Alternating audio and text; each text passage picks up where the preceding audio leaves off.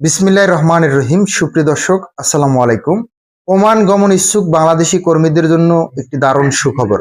ওমানের শ্রমমন্ত্রী ডাক্তার মাহাদ বিন সাইদ বিন আলী বাইয়ান আশ্বাস দিয়েছেন যে আগামী মাসের মধ্যে বাংলাদেশিদের জন্য বন্ধ থাকা ওয়ার্ক ভিসা পুনরায় চালু করা হবে।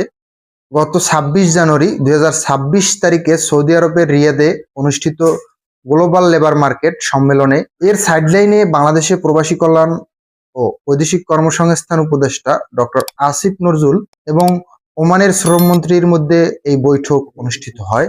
গুরুত্বপূর্ণ কিছু পয়েন্ট: কেন বন্ধ ছিল? ওমান সরকার জানিয়েছে ২০২৩ সাল থেকে মূলত অনিয়মিত ও অবৈধ কর্মীদের বৈধ করার প্রক্রিয়াকে অগ্রাধিকার দিতে অদক্ষ কর্মীদের নতুন ভিসা সাময়িকভাবে বন্ধ রাখা হয়েছিল।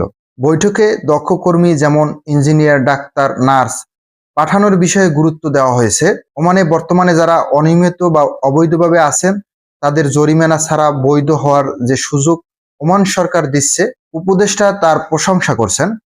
সহজ কথায় সরকার পর্যায়ে আলোচনা হয়েছে এবং সবকিছু ঠিক থাকলে মার্চ-এপ্রিল ২০২৬-এর মধ্যে ওমানের শ্রম বাজার বাংলাদেশিদের জন্য পুরোপুরি উন্মুক্ত হওয়ার জোরালো সম্ভাবনা রয়েছে। মোহাম্মদ আলামিন, ইউরোপ বিডি, প্রবাস।